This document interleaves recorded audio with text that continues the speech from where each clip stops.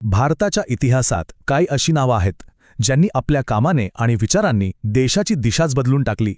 यातलं एक महत्त्वाचं नाव म्हणजे डॉक्टर भीमराव रामजी आंबेडकर. त्यांनी फक्त शोषित आणि वंचित समाजाला आवाज दिला नाही, तर एका स्वतंत्र राष्ट्राचा पाया रचला, तोही अगदी भक्कम.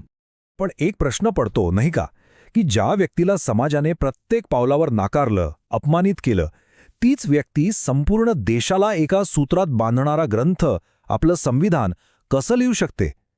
चला तर मग या प्रश्नाचं उत्तर शोधायला सुरुवात करूया. खरं तर या प्रश्नाचं उत्तर डॉक्टर आंबेडकरांच्याच या 3 शब्दांमध्ये दडलेलं आहे. शिका, संघटित व्हा आणि संघर्ष करा. हे फक्त शब्द नव्हते, तर त्यांच्या पूर्ण आयुष्याचं आणि कामाचं सार होतं. या प्रवासाची सुरुवातच एका मोठ्या विरोधाभासाने झाली.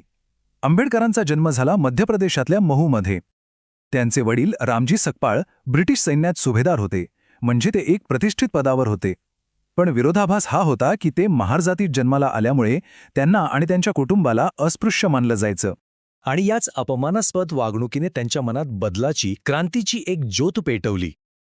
त्यांच्या लहानपणीचे अनुभव हे फक्त कटू आठवणी नव्हत्या, तर भविष्यातल्या मोठ्या लढाईची ती एक प्रकारे तयारीच होती. जरा विचार करा, एक लहान मुलगा शाळेत जातोय, पण त्याला वर्गात इतर मुलांसोबत बसता येत नाहीये. त्याला स्वतःचं आपलं बसायचं घोणपाट घरून घेऊन जावं लागतंय आणि वर्गाच्या एका कोपऱ्यात सगळ्यांपासून लांब बसावं लागतंय. हा फक्त सामाजिक भेदभाव नव्हता, तर एका लहान मुलाच्या मनावर केलेला तो एक खूप मोठा आघात होता. आणि शाळेतला अपमान फक्त इथेच थांबला नाही. त्यांना शाळेतल्या नळाला किंवा पाण्याच्या भांड्याला हात लावायची परवानगी नव्हती. जर शिपाई असेल आणि त्याने उंचावरून पाणी ओतलं तरच त्यांना प्यायला पाणी मिळणार. यातूनच त्यांच्या आत्मचरित्रातलं ते वाक्य आलं, नो प्यून, नो वॉटर. ही घटना तर त्यांच्या मनावर कायमची कोरली गेली. ते 9 वर्षांचे होते. आपल्या वडिलांना भेटायला निघाले होते. पण गाडीवानाला जसं कळलं की ही मुलं अस्पृश्य आहेत, त्याने त्यांना तडक गाडीतून खाली उतरवलं. शेवटी दुप्पट पैसे देऊन आणि स्वतः गाडी चालवण्याच्या अटीवर त्यांना पुढे जाण्याची परवानगी मिळाली. या घटनेने त्यांच्या मनात जातीव्यवस्थेबद्दल प्रचंड चीड निर्माण केली. या सगळ्या अपमानावर आणि अन्यायावर आंबेडकरांनी एकच उत्तर शोधलं होतं, आणि ते म्हणजे शिक्षण. त्यांनी ठरवलं की शिक्षण हेच आपलं शस्त्र असेल, आणि इथूनच एका अशा प्रवासाला सुरुवात झाली जो पुढे जाऊन इतिहास घडवणार होता. त्यांची शैक्षणिक झेप पाहिली तर खरंच थक्क व्हायला होतं. मुंबईत मॅट्रिक होणारे ते त्यांच्या समाजातले पहिलेच होते, आणि त्यानंतर बडोद्याचे महाराज सयाजीराव गायकवाड यांच्या शिष्यवृत्तीमुळे त्यांना थेट अमेरिकेतील कोलंबिया विद्यापीठात आणि नंतर लंडन स्कूल ऑफ इकॉनॉमिक्स सारख्या जगातल्या सर्वोत्तम संस्थांमध्ये शिकण्याची संधी मिळाली. हे अविश्वसनीय वाटेल, पण असं सांगितलं जातं की ते दिवसाचे तब्बल 21 तास अभ्यास करायचे. कोलंबिया विद्यापीठातला 8 वर्षांचा अभ्यासक्रम त्यांनी फक्त 2 वर्ष आणि 3 महिन्यात पूर्ण केला. त्यांचं ते वाक्य आहे ना, शिक्षण हे वाघिणीचं दूध आहे, ते याच अनुभवातून आलं होतं. आणि हेच शिक्षण त्यांच्यासाठी खऱ्या अर्थाने मुक्ती ठरलं. हा फरक बघा, भारतात जिथे त्यांना प्रत्येक पावलावर अपमान सहन करावा लागत होता, तिथे अमेरिका आणि इंग्लंडमध्ये त्यांना एक विद्वान म्हणून सन्मान मिळत होता. तिथे त्यांची जात नाही, तर त्यांची बुद्धिमत्ता पाहिली जात होती. हा अनुभव त्यांच्यासाठी खूप खूप महत्त्वाचा होता. परदेशातून हे ज्ञान घेऊन जेव्हा आंबेडकर भारतात परतले, तेव्हा त्यांनी आपला लढा आणखी तीव्र केला. आता वेळ होती हे ज्ञान प्रत्यक्ष मैदानात उतरवण्याची. त्यांचा लढा वर्गातून थेट रस्त्यावर आला. त्यांनी एकामागोमाग एक अशी पावलं उचलली ज्याने संपूर्ण समाजात खळबळ माजली. 1927 मध्ये महाडच्या चौदार तळ्याचा सत्याग्रह केला आणि सर्वांना सांगितलं की सार्वजनिक पाणवठ्यांवर सगळ्यांचा समान हक्क आहे. त्याच वर्षी विषमतेचं समर्थन करणाऱ्या मनुस्मृतीचं जाहीर दहन करून त्यांनी सामाजिक विषमतेच्या विचारांनाच आव्हान दिलं. आणि मग 1930 मध्ये नाशिकच्या काळाराम मंदिरात दलितांना प्रवेश मिळावा यासाठी त्यांनी मोठं आंदोलन केलं. त्यांचा संघर्ष फक्त सामाजिक नव्हता, तर राजकीय हक्कांसाठीही होता. 1932 मध्ये ब्रिटिश सरकारने दलितांना स्वतंत्र मतदारसंघ देऊ केले होते.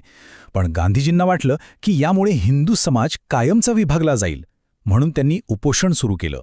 देशावर मोठं संकट आलं. अशावेळी गांधीजींचे प्राण वाचवण्यासाठी आणि समाजाचं ऐक्य टिकवण्यासाठी आंबेडकरांनी एक खूप मोठा आणि अवघड निर्णय घेतला. त्यांनी स्वतंत्र मतदारसंघाऐवजी राखीव जागा स्वीकारल्या, ज्याला आपण पुणे करार म्हणून ओळखतो. आणि मग सुरू झालं ते पर्व, ज्यासाठी इतिहास डॉक्टर आंबेडकरांना नेहमीच ओळखेल, स्वतंत्र भारताच्या संविधानाची निर्मिती. 29 ऑगस्ट 1947 या दिवशी त्यांची संविधानाच्या मसुदा समितीचे अध्यक्ष म्हणून निवड झाली. आणि त्यानंतर पुढची 2 वर्ष 11 महिने आणि 18 दिवस म्हणजे जवळपास 3 वर्ष त्यांनी आणि त्यांच्या समितीने अहोरात्र मेहनत करून जगातल्या सगळ्यात मोठ्या लोकशाहीचा ग्रंथ लिहिला. आणि या संविधानात त्यांनी आपल्या आयुष्यातल्या प्रत्येक संघर्षाचं प्रतिबिंब उतरवलं. कलम 17 आणून अस्पृश्यतेला कायद्याने गुन्हा ठरवलं.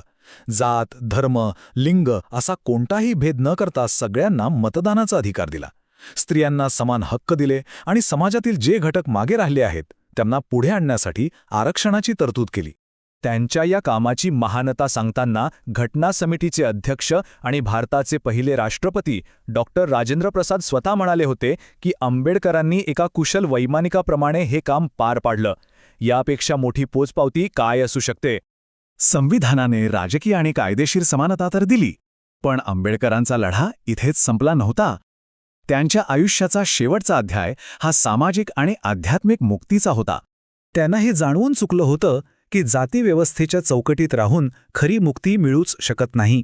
म्हणूनच 14 ऑक्टोबर 1956 रोजी नागपूरच्या दीक्षाभूमीवर त्यांनी आपल्या लाखो अनुयायांसोबत बौद्ध धम्माची दीक्षा घेतली. ही फक्त एक धर्मांतराची घटना नव्हती, तर हजारो वर्षांच्या मानसिक गुलामगिरीतून बाहेर पडण्याची ती एक शांततापूर्ण क्रांती होती. एक प्रश्न इथे उरतोच की संविधानाने राजकीय समानता तर दिली, पण स्वतः आंबेडकरांना वाटत होतं का की तेवढं पुरेसं आहे? याचं उत्तर आहे नाही. उलट त्यांनी स्वतःच एक इशारा देऊन ठेवला होता.